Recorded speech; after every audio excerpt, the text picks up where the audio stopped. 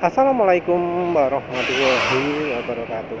Jadi kalau buat video YouTube orang itu kan berpikir bahwa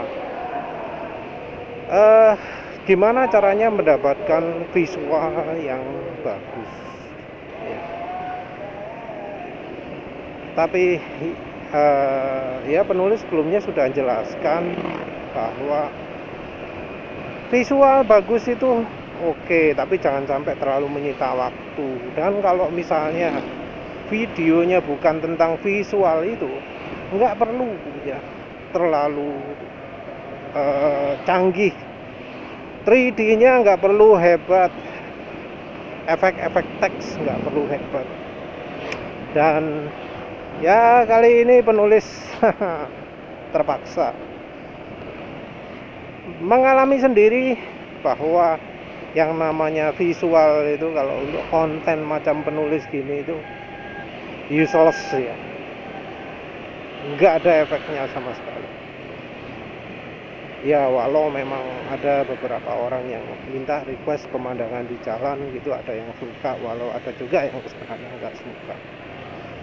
Tapi video terakhir ya jadi pembuka mata penulis bahwa ya yang penting kalau macam konten penulis ini, kontennya yang penting, karena penulis menjelaskannya sambil ngomong omongane, isi omongane yang penting.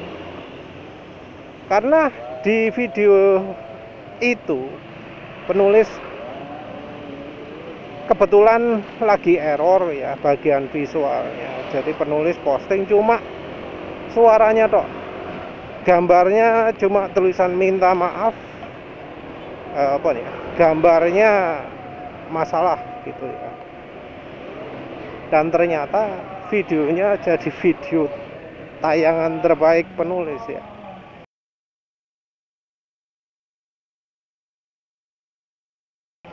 Ironi sekali lah, video-video lainnya ono gambare ngeliatkan jalan, ngeliatkan spreadsheetnya, kalah dengan yang menunjukkan teks isinya minta maaf. Jadi ya wes, omongan penulis jadi dibuktikan sendiri secara ironi oleh penulis sendiri bahwa orang-orang itu kalau misalnya visualnya nggak terlalu penting, bisa jadi tanpa visual itu malah lebih baik viewernya. Wis nggak kepikiran penulis bakal merasakan sendiri apa omongannya penulis ya. Nggak sedikit loh ya orang itu berusaha untuk membuat visual itu jadi keren. Penulis lihat ada video ya yang menunjukkan teknik teknik teks ya. Di teksnya itu ditunjukkan bisa nempel ke kendaraan. Jadi teksnya walau kameranya bergerak mengikuti kendaraannya. Memang itu teknik yang bagus. Tapi kok rasanya jadi sia-sia ya. Karena kalau misal kita cuma pingin nyuruh orang baca, walau teksnya nggak ngikutin, no problem ya. Dan menurut penulis juga yang begitu itu nggak nambah viewer. Ada juga YouTuber yang bikin video pakai cutscene.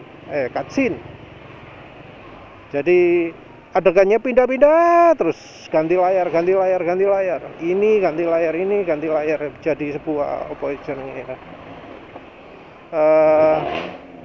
kehebatan gitulah ya. Ini orang sakti banget nih, bisa tetap hafal kontennya walau layarnya ganti-ganti. Wah. Jadi orang yang penulis ceritakan ini, wah jelaskannya semangat, pakai gaya, stylish, betul-betul Hollywood look lah ya. ganti layar, ganti layar, ganti layar, nunjukkan sesuatu, jeder, ini jeder, betul-betul apa ya, sekelas profesional Hollywood lah kira-kira kayak gitu untuk menjelaskan sesuatu. Tapi ya viewernya kalau menurut penulis sih ya termasuk biasa-biasa ya. Ada yang jelaskannya cuma ya wis langsung depan barangnya ngomong, nggak pindah-pindah kamera nih, tapi ya viewernya banyak. Jadi orang itu lihat bukan dari efek ya, bukan dari canggih-canggihan trik ya. Orang itu lihat dari kontennya itu sendiri. Nah, canggih-canggihan trik bukan berarti nggak bisa dipakai. Ada tempat untuk kalau pingin canggih-canggihan trik. Di mana itu? Di thumbnail. Di gambar yang mewakili videonya. Nah, di situ tempatnya untuk mau canggih-canggihan kayak gimana, mau tampilan yang oke, mau tampilan yang keren, canggih gitu. Di situ tempatnya. Jadi bukan di dalam konten video. Yang di dalam konten video itu kalau memang tujuannya bukan untuk visual, nggak perlu terlalu canggih-canggih. Pokoknya ya jangan sampai terlalu makan waktu. Daripada menghabiskan waktu untuk membuat apa ya, teknik trik pergerakan apa ya, caption yang luar biasa, lebih baik luangkan waktu untuk memperbaiki bagian video yang lain.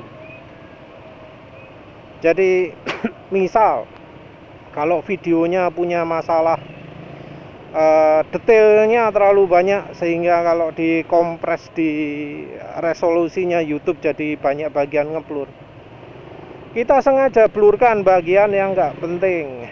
Ada istilahnya kalau di FFmpeg smart blur ya. Smart blur itu akan membuat bagian yang asalnya kurang jelas. Smart blur akan membuat bagian yang asalnya sudah burem jadi makin burem. Dan bagusnya smart blur itu tidak menghilangkan detail.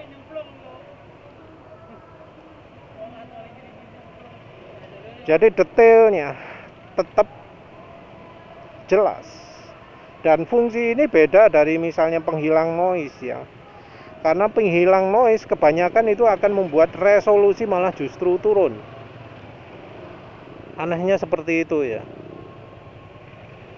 Jadi resolusi malah turun kalau pakai penghilang noise gambar. Fungsi lain adalah dering, penghilang ringnya. Ring yang dimaksud itu adalah yang pola-pola bentuk pelangi di sekitarnya sisi pojok-pojok gambar gitu ya, sudut-sudut gambar. Terus bisa juga dipakai untuk menghilangkan suara atau kayak penulis gini, menghilangkan bagian yang nggak ada suaranya. Kalau misalnya punya Crips ya, bisa pakai bantuan Crips gitu untuk menghilangkan suara latar kalau memang misalnya butuh. Karena kadang YouTubean nggak punya tempat yang betul-betul sepi, banyak ramenya, padahal butuhnya menjelaskan ini loh gitu ya.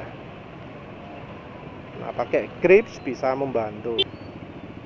Fitur lain misalnya videonya goyang bisa pakai penghilang getaran, penghilang gerakan, namanya video stabilization ya. Ada di banyak software video editor ya. Mau yang gratisan kayak DaVinci Resolve atau Kdenlive, KDE, Nlive ya, itu ada. Apalagi yang berbayar, apalagi yang macam harga mahal software After Effects gitu ya. Di situ pastilah ada.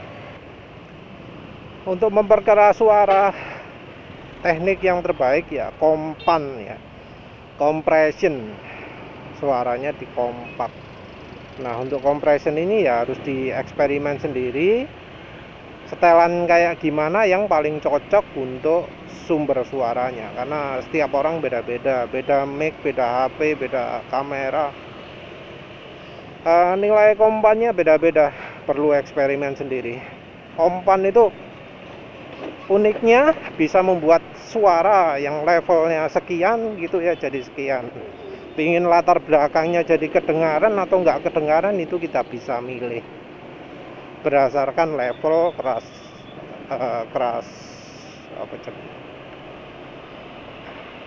keras lembutnya ya.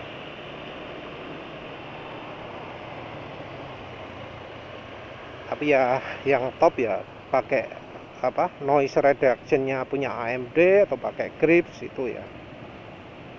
Pakai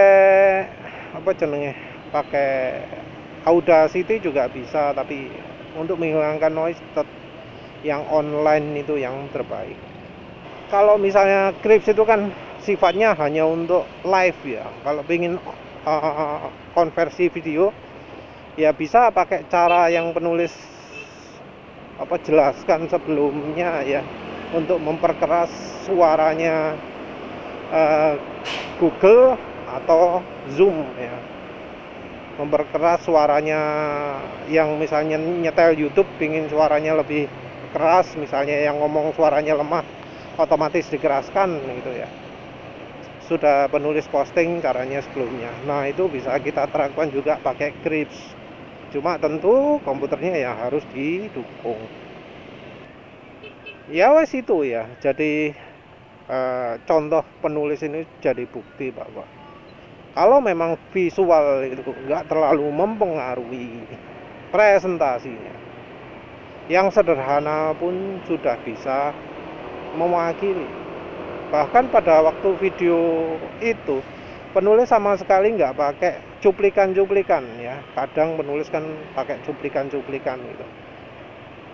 Tapi ya kalau sudah audio only gitu, ya kita harus bisa menggambarkan lah, bikin orang jadi bisa membayangkan apa sih yang kita maksud.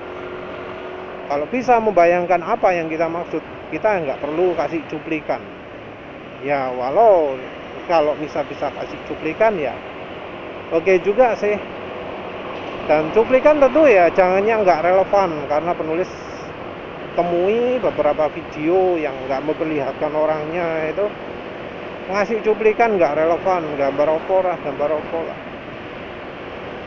Mending mengacu ke satu gambar, satu pemandangan, satu situasi yang relevan, terus dipakai sepanjang video.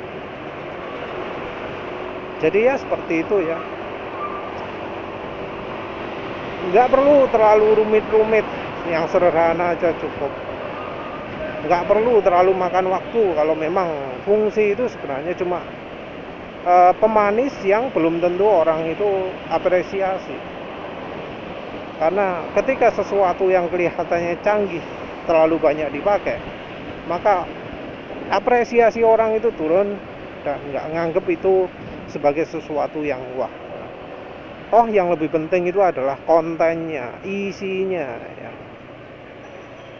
Yang lebih penting itu apakah konten itu bisa berguna, apakah konten itu dianggap orisinil, dianggap beneran bisa diikuti, beneran bisa bermanfaat, beneran berita dan seterusnya. Ya wes, begitu saja. Terima kasih sudah menonton. Assalamualaikum warahmatullahi wabarakatuh.